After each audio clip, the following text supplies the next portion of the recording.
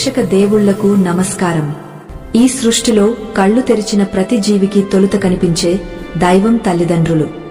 మనల్ని ఈ లోకానికి పరిచయం చేసి మనకు ఒక రూపమిచ్చి ఆ రూపానికి ఒక పేరుని ఇచ్చి ఆ పేరుకు ఒక ఉనికిని కల్పించేది కేవలం మన తల్లిదండ్రులు మాత్రమే. అందుకే మన సనాతన ధర్మం మాతృదేవోభవ పితృదేవోభవ అని వేనోళ్ల చాటి చెప్పింది. గుడిలో ఉండే దేవుడు మన కోరికలు తీరుస్తాడో లేదో తెలియదు కాని ఇంట్లో ఉండే ఈ ప్రత్యక్ష దైవాలు మాత్రం తమ కడుపు కాల్చుకుని అయినా సరే బిడ్డల కడుపు నింపుతారు. తమ కలలను చంపుకుని అయినా సరే బిడ్డల భవిష్యత్తును నిర్మిస్తారు. అంతటి త్యాగమూర్తులైన తల్లిదండ్రుల విషయంలో మనం చేసే చిన్న చిన్న పొరపాట్లు కూడా మన జీవితాన్ని ఎలా నాశనం చేస్తాయో, మన తదనంతరం మన ఆత్మను ఎలాంటి ఘోరమైన నరకయాతనలకు గురి చేస్తాయో మన పురాణాలు చాలా స్పష్టంగా హెచ్చరించాయి. ముఖ్యంగా అష్టాదశ పురాణాలలో ఒకటైన గరుడ పురాణం మనిషి చనిపోయిన తర్వాత ఆత్మ ప్రయాణం గురించి మాత్రమే కాదు, బ్రతికున్నప్పుడు మనిషి చేసిన పాపాలకు యమలోకంలో ఎలాంటి శిక్షలు ఉంటాయో కూడా చాలా వివరంగా చెప్పింది. అందులోనూ మనకు జన్మనిచ్చిన తల్లిదండ్రుల పట్ల కృతజ్ఞత లేకుండా ప్రవర్తించేవారికి, వారిని మాటలతో లేదా చేతలతో హింసించేవారికి విధించే శిక్షలు వింటుంటేనే వెన్నులో వణుకు పుడుతుంది.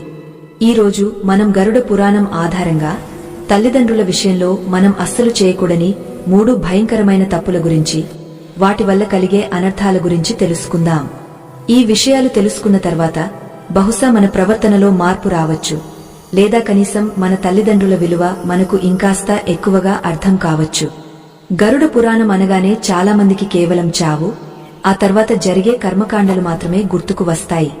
కాని శ్రీ మహావిష్ణువు తన వాహనమైన గరుత్మంతుడికి ఉపదేశించిన ఈ జానరాశిలో మానవ జీవన విధానం ఎలా ఉండాలి, సాటి మనుషులతో ముఖ్యంగా రక్త సంబంధికులతో ఎలా మెలగాలి అనే విషయాలపై స్పష్టమైన మార్గదర్శకాలు ఉన్నాయి. ఒకనాడు వైకుంఠంలో శేషతల్పంపై పవళించి ఉన్న శ్రీమన్నారాయణుడిని గరుత్మంతుడు ఒక సందేహం అడిగాడు. ఓ జగన్నాథ, ఈ భూలోకంలో మానవులు రకరకాల పాపాలు చేస్తున్నారు. కొందరు తెలిసి మరికొందరు తెలియక తప్పులు చేస్తున్నారు. కాని వాటన్నింటిలోకి అత్యంత ఘోరమైన పాపమేది? ఏ పాపానికి ప్రాయశ్చిత్తం లేదు?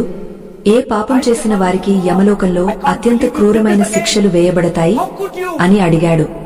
అప్పుడు శ్రీ మహావిష్ణువు చిరునవ్వు నవ్వి గరుత్మంతుడితో ఇలా అన్నాడు. ఓ పక్షరాజా, నీవు అడిగిన ప్రశ్న చాలా ముఖ్యమైనది.